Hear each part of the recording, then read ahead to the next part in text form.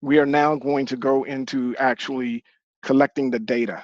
All right. So I do this in the classroom so that you guys would get hands-on feel, but you can always do this on a piece of paper.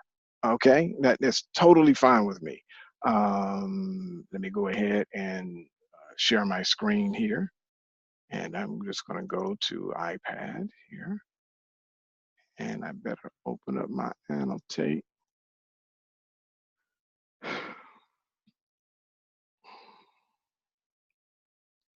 All right, so we are back. All right, so now this thing here, I have what is called a reticle. Um, it is used to target what I am, something that I'm aiming at, some data point that I'm aiming at.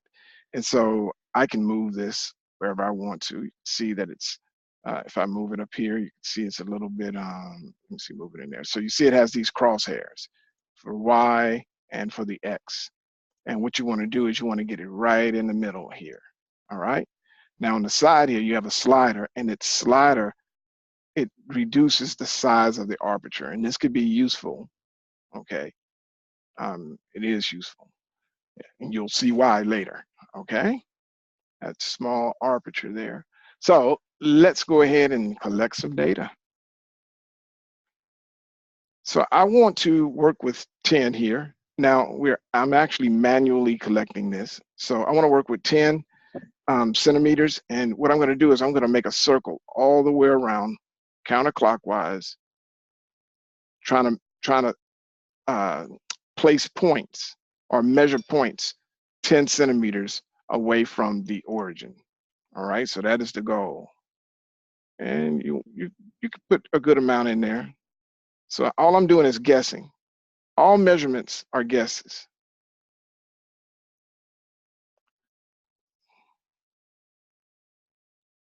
When you have instruments to help you with your guess, then you get more into, this is where accuracy is going to come up, and repeatability, which is known as precision. So not only would you be able to see, I can make this circle here, guys. You should have seen the last one.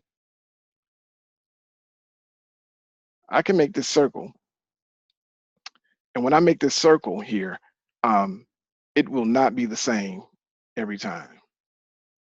You can already see it don't look like no circle. I mean, it don't look like a circle to me.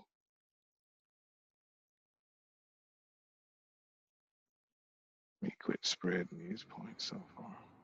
But it should be around 10 centimeters. And that's the average that we're going to do. So I want to put my last point on the axis here.